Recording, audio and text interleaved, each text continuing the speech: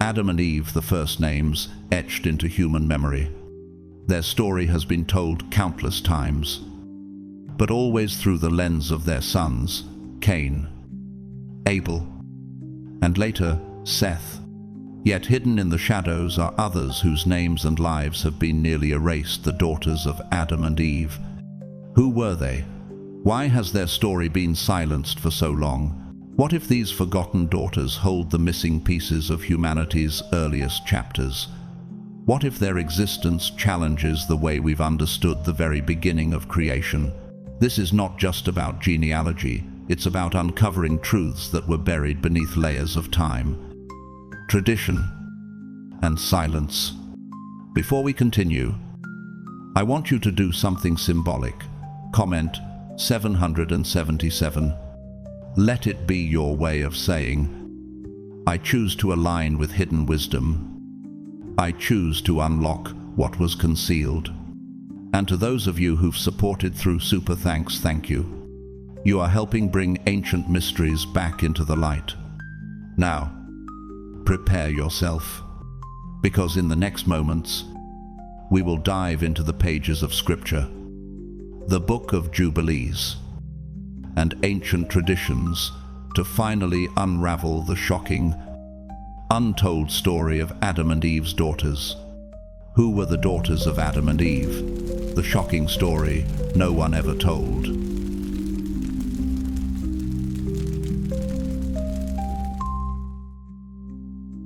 In the vast ocean of biblical history, there exists a corner often left untouched, a mystery that lingers in the shadows of Genesis. While countless sermons and scholarly debates have revolved around Cain, the firstborn of Adam and Eve, and his tragic conflict with Abel, few have paused to dwell on another branch of that ancient family tree, the daughters of Adam and Eve. Their presence is hinted at, whispered through the lines of Scripture, yet their story is seldom told, as though veiled behind a curtain of silence. Genesis 5:4 quietly declares that after the birth of Seth, Adam lived another 800 years, and during those long centuries, he fathered not only sons but daughters as well, reaching 930 years before his death. The sacred text offers no names, no talis, only a mysterious acknowledgement that they existed. But what does it mean when Scripture, so detailed in other matters, chooses such brevity here? Could it be that these unnamed daughters held a place of significance that was deliberately left in shadow? The thought itself stirs unease and fascination, drawing us closer to the edges of a story we were never fully told. Ancient traditions, preserved outside the canonical books, step forward to fill that silence. Among them, the Book of Jubilees dares to whisper names, attempting to give flesh and identity to the forgotten women who shared the earliest days of humanity. These fragments from Jewish tradition become windows into an otherwise concealed legacy, granting us rare glimpses of lives that Scripture leaves shrouded in mystery. If you were living in that first family of the earth, what role might you have played? Would your name be preserved on sacred scrolls, or would history allow you to fade, remembered only in fragments of tradition? The very question unsettles us, for it reminds us how quickly lives, even foundational ones, can be swallowed by silence. And yet, just as their existence is faintly etched into Genesis, so too do these daughters remind us that God's story often stretches far beyond the details written in ink. Their hidden presence calls us to lean in, to listen more carefully, and to wonder what deeper truths may still lie behind the veil of the world's first household. Among the lesser-known writings of antiquity lies a book wrapped in both reverence and controversy, the Book of Jubilees, sometimes called the Little Genesis. It bears this name because of its tie to the word Jubilee, meaning joy and renewal. This work is counted among the Apocrypha of the Old Testament, a collection of writings that expand the boundaries of what most know from the canonical scriptures. Within its pages, the story of creation is retold with detail, the making of Adam and Eve revisited, the fall of humanity laid bare, and the lives of early patriarchs unfolded once more.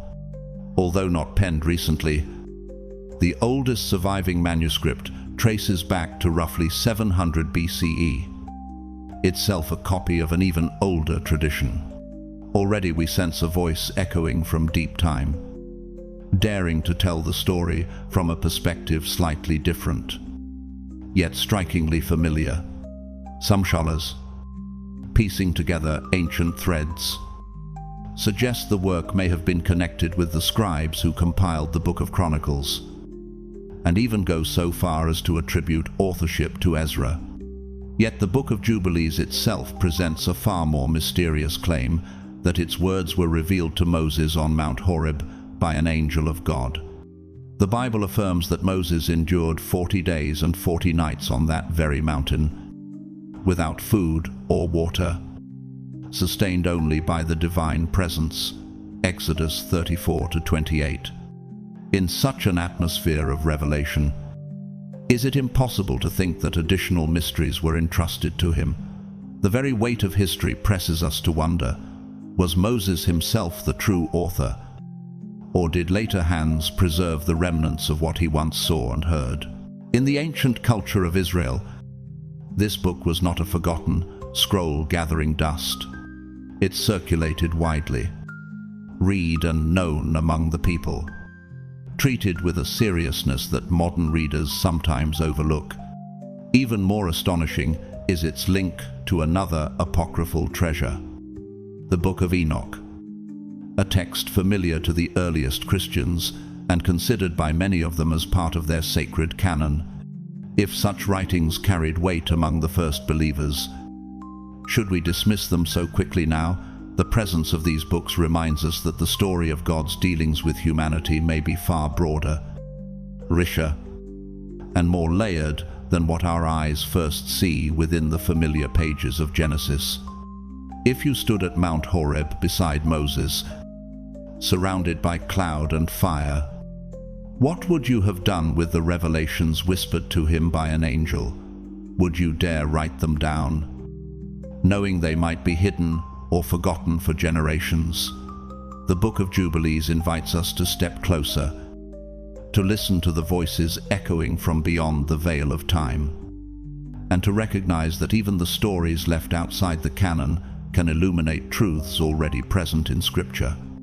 Their survival across millennia is no accident.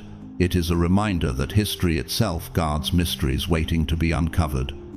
When we turn our gaze once more to the household of Adam and Eve, the familiar story of Cain and Abel is not the only thread woven into their lineage.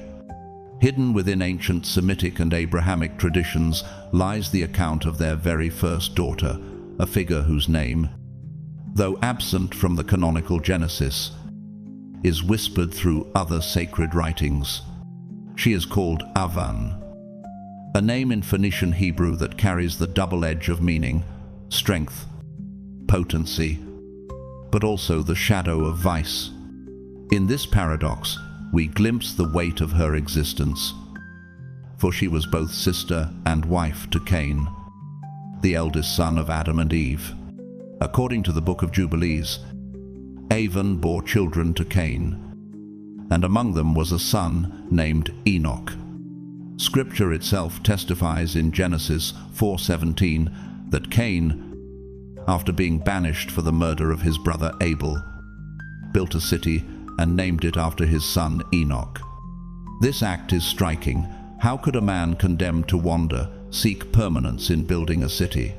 Could it be that the memory of his son, born through Awan, was the anchor he needed in exile? The construction of that city becomes more than a detail in a genealogical record. It is a monument to Cain's attempt to carve meaning from his punishment.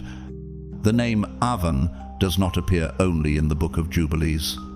Other ancient Abrahamic sources preserve her memory under a different name, Kelima, as found in the Cave of Treasures. In this telling, Kelima is again both sister and wife to Cain, the first daughter of Adam and Eve, the woman who shared his curse and bore the burden of his legacy. Whether she is remembered as Awan or Kelima, her existence is like a thread of gold hidden beneath centuries of silence. A reminder that even the earliest stories of humanity are more intricate than what is often preached.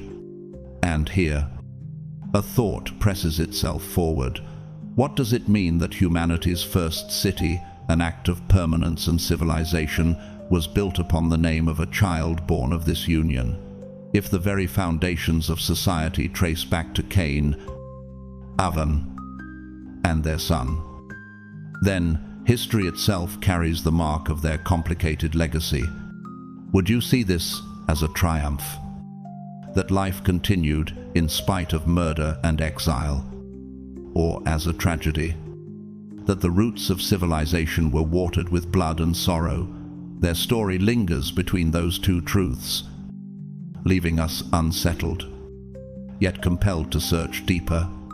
In the unfolding story of humanity's beginnings, the figure of Azura, the second daughter of Adam and Eve, emerges with a significance often left in the shadows. Ancient Semitic traditions remember her as the wife of Seth, the third son born to Adam and Eve after the brutal death of Abel. The name Seth, rooted in the Hebrew tongue, carries the meaning of compensation or substitution. This meaning is no accident. It became a living symbol for Adam and Eve, who saw in Seth a divine answer, a sacred gift to compensate for the devastating loss of Abel, murdered in cold blood by his own brother Cain. Genesis 4-8 recounts with chilling clarity: Cain rose up against his brother Abel and killed him. That violent act tore the first family apart, and into that void of grief, Seth was born as the reminder that God's plan could not be shattered by human rage. Seth's role in the biblical narrative rises beyond that of a simple replacement. He is remembered as a righteous man, a faithful worshipper who restored the call to God at a time when the earth was already beginning to taste corruption. His descendants would carry the torch of devotion, for it is through his line that humanity is led to Noah, the chosen survivor of the flood, the one through whom God preserved life on earth. This makes Seth and Azura's union more than a family arrangement. It becomes the link between Eden's shattered harmony and the renewed hope of survival after judgment. Through them, humanity's story is stitched together with threads of both sorrow and redemption. Yet, the Book of Jubilees reveals a layer of tragedy and resilience often overlooked. According to this ancient tradition, Azura was not originally destined for Seth. She was first given to Abel as his wife. When Cain committed the first murder, her life was shattered as she became the earliest widow in human history, left to grieve the loss of a husband slain by his own brother's hand. Later, when Seth reached maturity, he took Azura as his wife, redeeming her sorrow with a new beginning. Their story is one of grief transformed into legacy. The Book of Jubilees even records precise moments in time. Azura was born in the 6th week of the 4th Jubilee, married Seth in the 5th week of the 5th Jubilee, and in the 4th year of the 6th week she bore a son named Enos. It is at this point that Scripture itself echoes the consequence of their union. Genesis 4:26 declares, "At that time people began to call on the name of the Lord. Through Enos, the worship of God was rekindled. Out of Abel's blood and Cain's curse rose the first generation of true worshippers, and at the heart of that renewal stood Azura, whose name is rarely spoken, yet whose role is profound. As time passed and generations unfolded, the story leads us to Enos, the son of Seth and Azura. When he reached maturity, the ancient record tells us that in the 3rd week of the 7th Jubilee, he entered into marriage with Noam, who was both his sister and the daughter of Seth and Azura. Though such unions may seem unsettling to the modern mind, they were part of the earliest framework of humanity, when the survival and continuation of the human family depended upon brothers and sisters uniting to preserve the line of Adam and Eve. In Enos and Noam, the fragile yet determined thread of mankind's earliest story was carried forward. Enos himself is remembered in tradition as one of the righteous sons of Seth, a man marked by devotion and reverence for God. His life stands as evidence that, even in the generations following the tragedy of Abel's murder, there were still those who lived with a heart inclined toward the Creator. The Scriptures preserve his story not through lengthy narratives, but through the careful genealogy of Genesis 5, where every year and every lifespan is counted with precision. These details may seem plain on the surface, yet they testify to the sacred weight placed upon the line that would one day shape the course of human history. Genesis 5-6:11 records, Seth lived 105 years and begot Enosh. After he begot Enosh, Seth lived 807 years and begot sons and daughters. In all the days of Seth were 912 years, and he died. Enosh lived 90 years and begot Kenan. After he begot Kenan, Enosh lived 815 years and begot sons and daughters. In all the days of Enosh were 905 years, and he died. The sheer length of these lifespans stretches our imagination, centuries upon centuries in which these patriarchs walked the earth, watching generations of children and grandchildren grow. For Seth, 912 years marked the span of his days, while Enos lived for 905 years. Each year, a part of the unfolding plan of God. These long lives, faithfully recorded, remind us that humanity's earliest chapters were written with a rhythm vastly different from our own. They speak of a world still close to its beginning, where men and women carried both the burden of sin and the promise of God's design for future generations. Through Seth, Azura, Enos, and Noam, the fragile seed of mankind continued to grow, preserved not by chance but by providence. The legacy of Enos is remembered not merely through numbers and years, but through a defining spiritual mark, the practice of prayer and the invocation of God's holy name. While earlier generations were known for their deeds or their fall into sin, Enos is set apart by his devotion. The scriptures in Genesis 4:26 declare with simple yet profound words, "At that time people began to call on the name of the Lord." This moment stands as a turning point, for it reveals that under Enos's influence, worship was not a private act but a communal awakening. It was as though a spark was lit in the hearts of men and women, turning them toward heaven in recognition of the Creator who had formed them. Such a verse may appear brief, yet its weight is immeasurable. It hints at a cultural and spiritual shift among the descendants of Seth. While Cain's line was marked by bloodshed and restless wandering, the descendants of Seth were distinguished by their turning back to God. Through Enos, prayer became the rhythm of life, an acknowledgement that human strength was insufficient without divine guidance. His name, etched into Scripture, testifies to a time when people began not only to live and multiply, but to seek, to kneel, and to lift their voices to heaven. Ancient traditions, such as those preserved in the Book of Jubilees, give clarity to this divide in humanity's earliest history.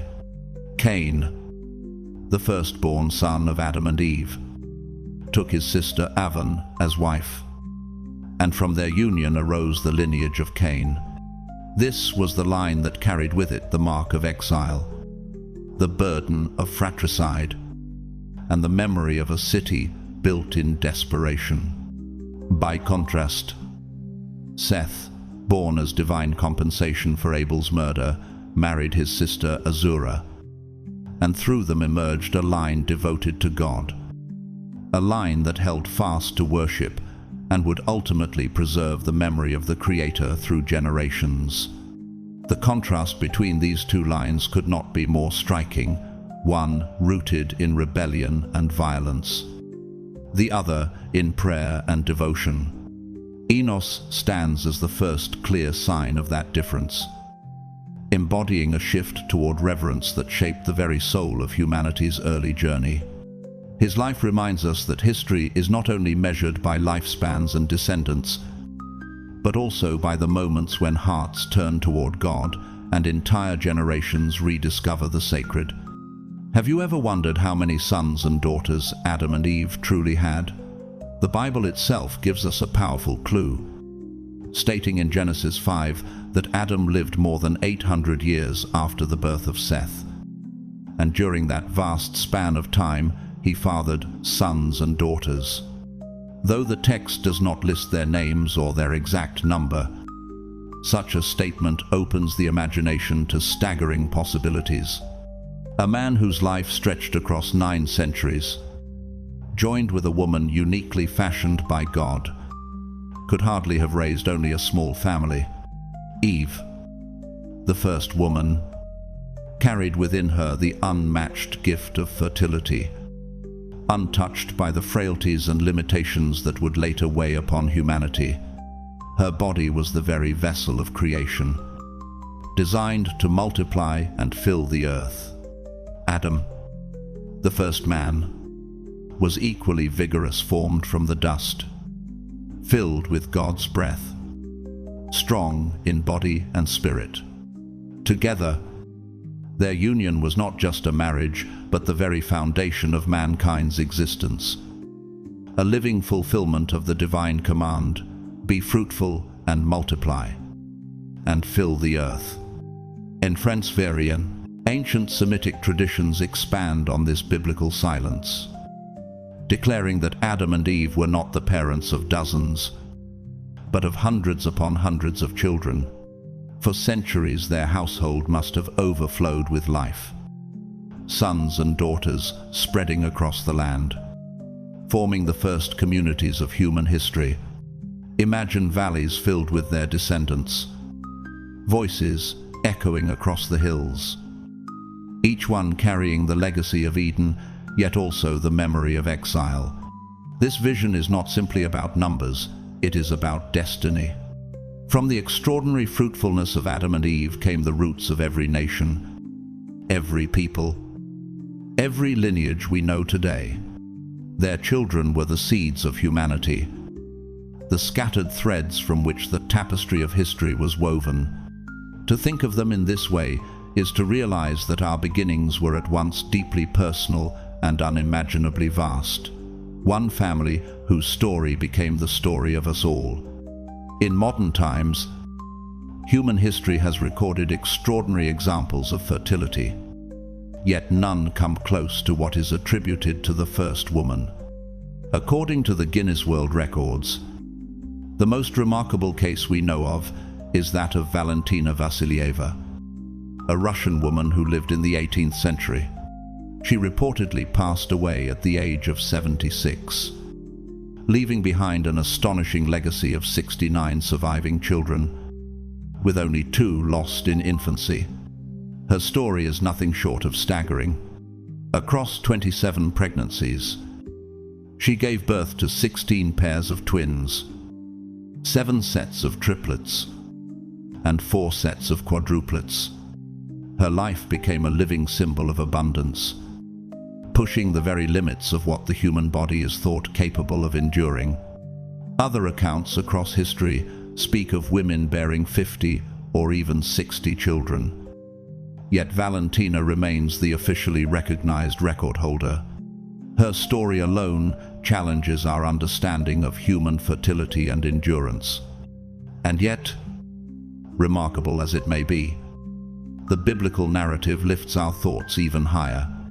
For Eve, the first woman, stands as the most fertile in all of human history, surpassing every record ever set.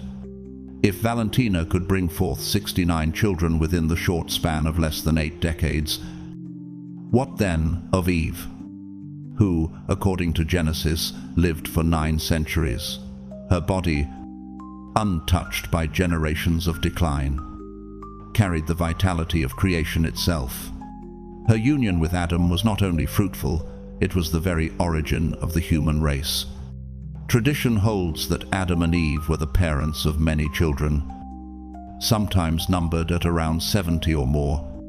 Yet, when considering their unmatched strength, health, and the divine blessing to multiply and fill the earth, it is not difficult to imagine that their family grew far beyond what any modern figure could suggest. Some speculations propose that they may have raised not just dozens but hundreds of sons and daughters over the centuries of their lives.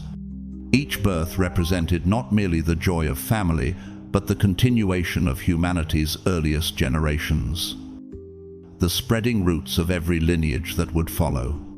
When we reflect on the scale of Eve's motherhood, the comparison with modern records makes her legacy all the more striking.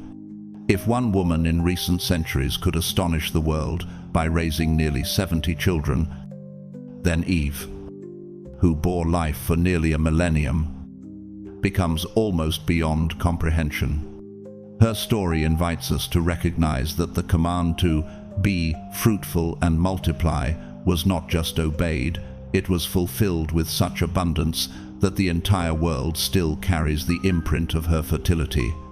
The book of Genesis, chapter 6, opens with a striking declaration. When human beings began to increase in number on the earth, and daughters were born to them, Genesis 6:1. It is a verse often passed over quickly, yet hidden within it is a glimpse of the rapid multiplication of Adam's descendants and the beauty that marked the daughters of that first family. These women, though rarely spoken of by name, carried the legacy of Eve within them, the same beauty and vitality of the first mother of all living. Their presence is a reminder that the human story was not shaped by men alone, but by women whose lives embodied both grace and strength in the earliest days of the world. What is less commonly explored is the idea, found in certain ancient traditions, that both the sons and daughters of Adam and Eve were not uniform in appearance, but carried within them distinct ethnic features. This stems from the belief that Adam and Eve themselves were of mixed race, bearing within their very being the full potential of human diversity. If this was true, then the earliest generations of humanity already carried the seeds of every ethnicity and culture that would one day spread across the earth. From the start, humanity was woven with many colors, expressions, and forms, all flowing from one common origin. Such an idea casts new light on the diversity we see today. We often think of ethnic variety as something that developed slowly over time, shaped by migration, climate, and separation.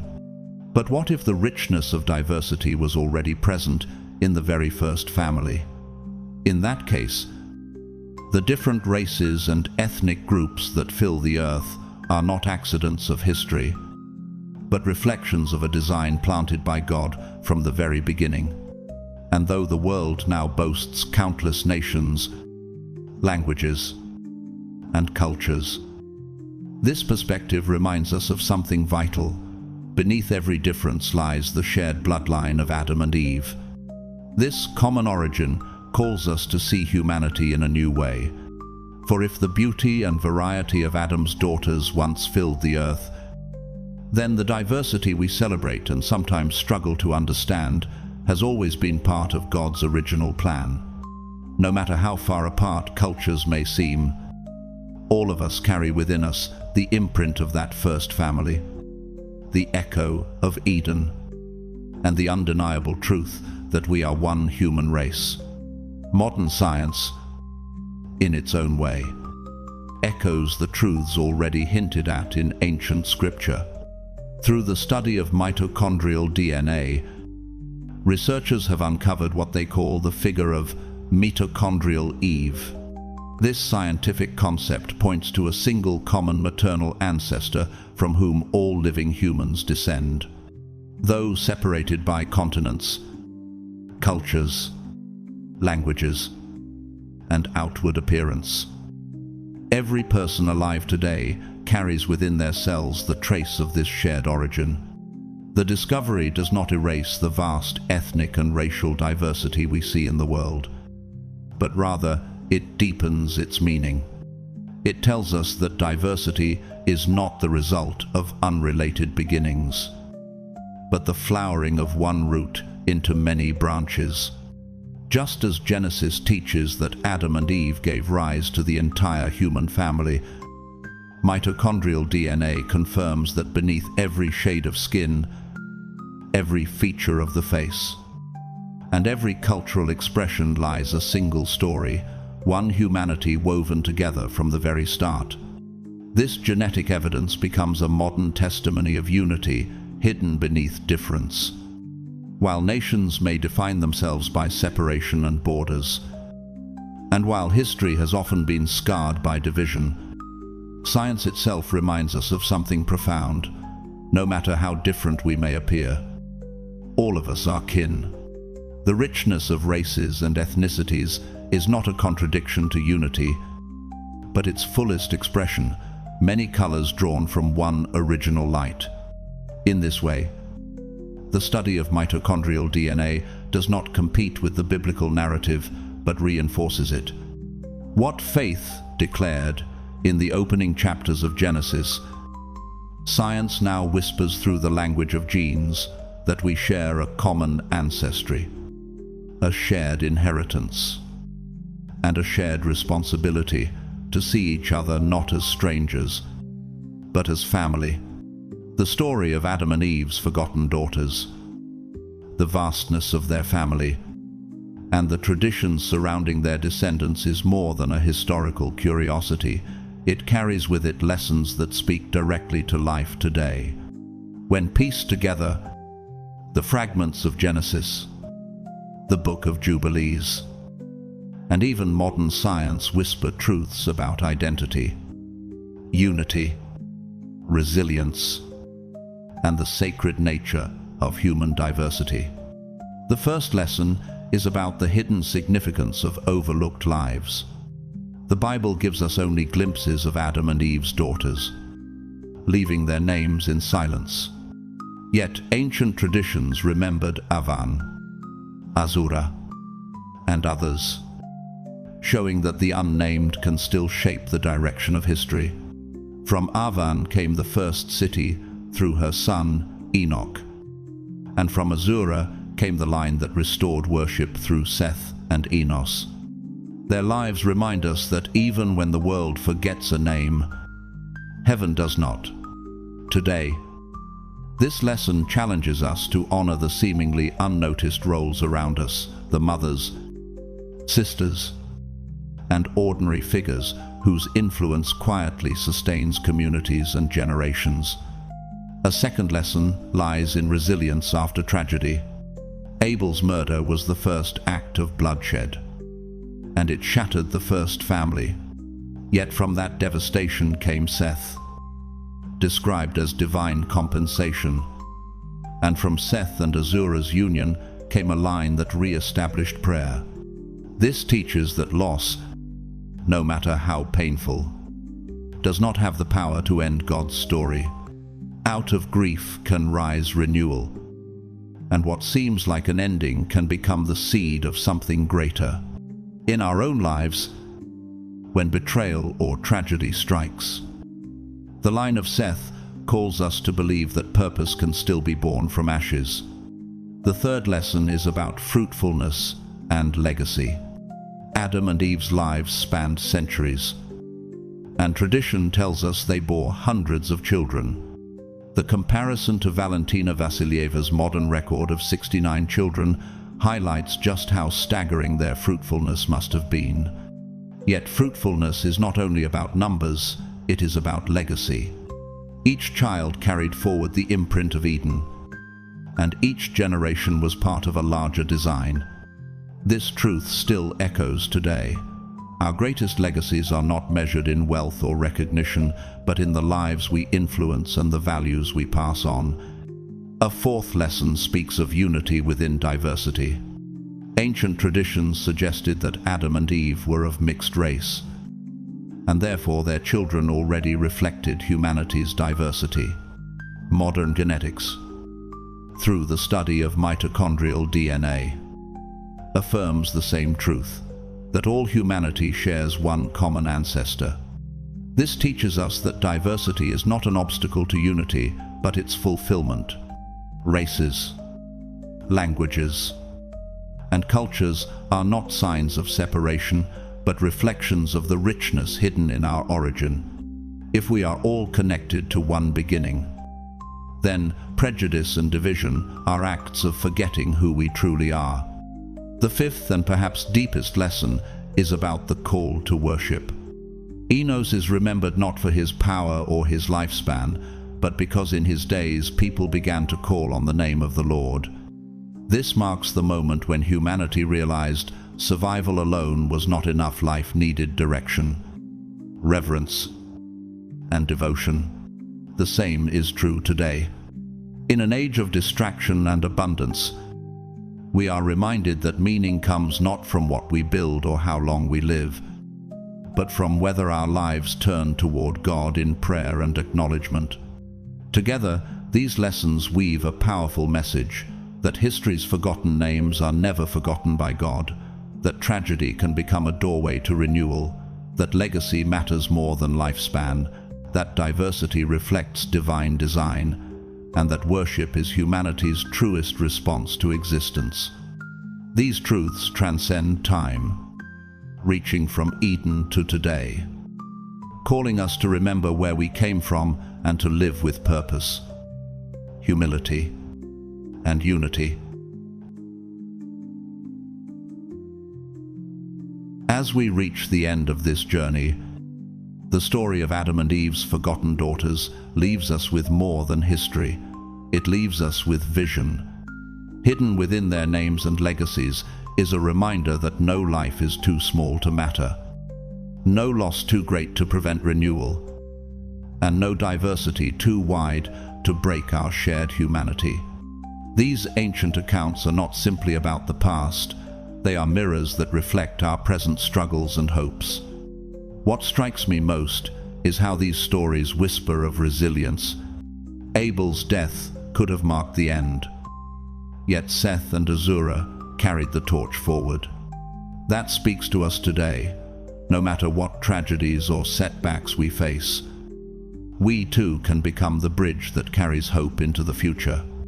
And when I think of Enos, remembered not for wealth or might, but because in his days people began to call on the name of the Lord, I see a call for us as well. Our legacy will not be measured only by what we build or achieve, but by how deeply we seek God and how faithfully we guide others toward Him. The lesson is clear. Diversity is not division. It is divine design. Legacy is not about fame. It is about faith. And worship is not an ancient ritual. It is the anchor that gives meaning to our existence today. In a world filled with noise and distraction, perhaps the most revolutionary act we can choose is to pray, to live with purpose, and to remember that we are one family under God. If this message has stirred something in you, I invite you to take part in sharing it with others. Like this video. Leave a comment, even a simple 777, to align yourself with heaven's truth, and let us know how this story speaks to you. Subscribe, hit the notification bell, and share this message with someone who needs a reminder that they are never forgotten in God's plan. To those who have supported with a super thanks, and to those who support simply by being here, I am deeply grateful. May your days be filled with strength, your nights with peace, and your future with the assurance that, just as God remembered the forgotten daughters of Eden, He remembers you.